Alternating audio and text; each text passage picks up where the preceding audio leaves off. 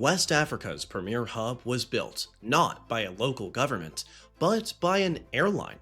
An airline that decided to contract the building of their new hub to a tire company. And yet, the oddities continue. The airline was working on behalf of US military interests, under the guise of commercial passenger service. During World War II, the US used Pan Am's new airport as a stopover for carrying bombs to the Middle East, all while exporting West Africa's valuable rubber industry. But after the war, Liberia's new Pan Am operated airport would take a new expanded role. So buckle up as we explore the fascinating history of Pan American Airways' Monrovia, Liberia Airport Hub. Hello and welcome to the Avid Aviator. My name is Cyrus and I'm an aviation journalist on a mission to cover as many intriguing stories as possible. The story of Pan Am in West Africa is unlike anything I've researched before, and in my mind, the story begins with this 1941 era internal US document. In the early 1940s, even before the US joined World War II after Japan's attack on Pearl Harbor, the US was positioning itself for the worst. And this included the rapid expansion of military bases across the world, usually in partnership with allies like the UK. West Africa was the site of massive rubber plantations, with tire corporations like Firestone building major sites in countries like Liberia. Rubber is obviously an essential component of wartime vehicles, transport equipment, and even aircraft. But the US wasn't primarily interested in Liberia's rubber when thinking of a way to build a formidable base in the area. They needed an ideal refueling spot for their Stratojet bombers on their way to the Middle East. So, the US government reached out to Pan Am to arrange a politically expedient deal that would bring a much appreciated injection of infrastructure to Liberia's capital. Pan Am would accept the proposal from the US and would lead the project to build what was, at the time, the longest runway in Africa, at 11,000 feet. While this length wasn't necessary for Pan Am's own operation, it was a necessity for the refueling Stratojets that were due to land at the new facility. Pan Am then also reached out to contract the building of the new airport to none other than Firestone Tire and Rubber Company, a company that had experience building in the region. So in 1941, construction began. And only a couple of months later, the US Air Force began using the runway for what was called the Cannonball Route. The airport was named Roberts International Airport after the first president of Liberia. Pan Am also immediately launched service even in the midst of World War II, testing flights to Brazil with continuing service to Belgian Congo on the return journey. By the end of World War II, Pan Am was ready to begin more regular operations. In the 50s and 60s, they primarily served the airport through connecting service from Dakar, eventually served on the Boeing 707 from a New York origin point. But Pan Am would soon hone in on their focus on their unique arrangement in Liberia. This renewed focus led to a new direct service to Liberia on the Boeing 747, with this 1979 route map showing a flurry of new routes both to and from the capital city. The late 70s and early 80s proved to be the heyday of Pan Am's scissor operation in Monrovia. 747s would arrive from New York and Dakar before direct flights would continue to Abidjan, Accra, and Lagos, with a further stop to Nairobi. Instead of using a local base of 727s like Pan Am was accustomed to doing in Frankfurt, for example, Pan Am exclusively used enormous 747s. This was potentially part of the fast decline Pan Am experienced in the region. Within just 2 years, Pan Am's hub operation in the region turned into more of a milk run, with Monrovia turning into more of a stop on a long chain of African cities. It's clear that dedicating a fleet of 747s to Africa, even when connecting to larger cities like Lagos and Nairobi, didn't quite pay off, as passenger load factors on a large 747 were less than ideal. But Pan Am had a bit of a dilemma.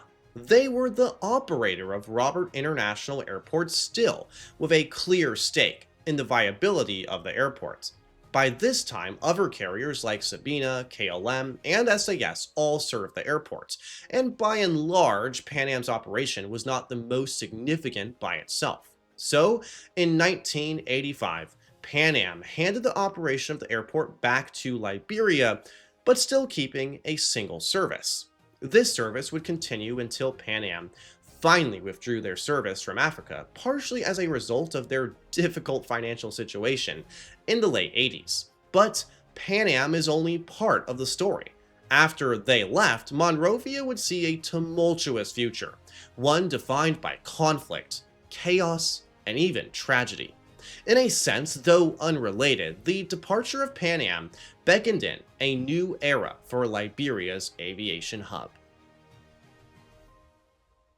I hope you've enjoyed this video thus far, and don't go anywhere because there's still obviously an important topic to cover. But before we go any further, please do consider subscribing to my channel. If you enjoy this type of in-depth aviation commentary and journalism, which you probably do because you're still watching, please do consider subscribing, hitting the notification bell, and the like button of this specific video. Also, quickly, I've had some comments recently about this flight departure board that's right behind me. It's a cool product that I found online called the Flight Wall, and it basically shows the aircraft that are above you in a specific geofenced area. I'm not sponsored by the company, but they did give me a referral link, so if you want to buy the product, please do use the link in the pinned comment down below. Anyways, back to the video. Roberts International Airport would only last in its original form for a few more years, with the First Liberian Civil War beginning in 1989. I won't go into detail over the war, but needless to say, it had a devastating effect. Most significantly, the war was a tragedy, resulting in the death of reportedly hundreds of thousands. The airport in Monrovia was not unaffected. The runway was bombed, and the priceless tools and technology Pan Am left behind, including those contained in the ATC tower, were destroyed. After the Civil War, Liberia had to start over from scratch, and this time around there was no US airline willing to help with the investment in a new groundbreaking facility. That being said, the facility did begin to take shape once again, though an intact cargo facility was used initially for limited passenger and UN operations. The following years were essential for Reconstruction, and the UN's fleet of aircraft were frequent visitors. But it wouldn't take long for instability to break out again, with the beginning of the Second Liberian Civil War. This conflict lasted until 2003, with a dramatic ending that had the airport in Monrovia as its center. As troops were closing in around the airport, Charles Taylor, once an elected leader of Liberia, accused of war crimes, was flown out of the airport to exile in Nigeria. This marked the end of the decades-long conflict in the country and a new future for the conflict-ridden airport. Today, several carriers fly to the airport, including Brussels Airlines maintaining a lone European connection. Turkish Airlines will soon launch service, and back in the day, Delta was planning an expansion into the market. Delta wanted to serve the city with a 757 or 767 through Atlanta, with a stop in Cape Verde. However, Delta has since pulled back their ambitious African expansion, adding only a couple of the original 10 routes they proposed from Atlanta. But service into Monrovia is still growing, and there is a lot to be excited for, especially with the introduction of new service to Istanbul with Turkish Airlines. So, the story of Roberts International Airport began with a unique birth, thrived, and then was met with tragedy. But now a new era has begun, and hopefully, one day, the airport will harken back the golden era it experienced with the legendary Pan Am. Well, here we are, at the end. Did you know of Pan Am's African hub? Let us know in the comments down below. Also, I need to give a quick shout out to one of our newest channel members that joined at a level that gave them the right to a personal shout out. So thanks to GaryinAmsterdam for joining as a member and helping in my mission to produce quality aviation content. If you want to become a member and gain access to special perks and early access, press the join button down below for more information. Anyways, thank you again for watching, and I'll see you in the next video.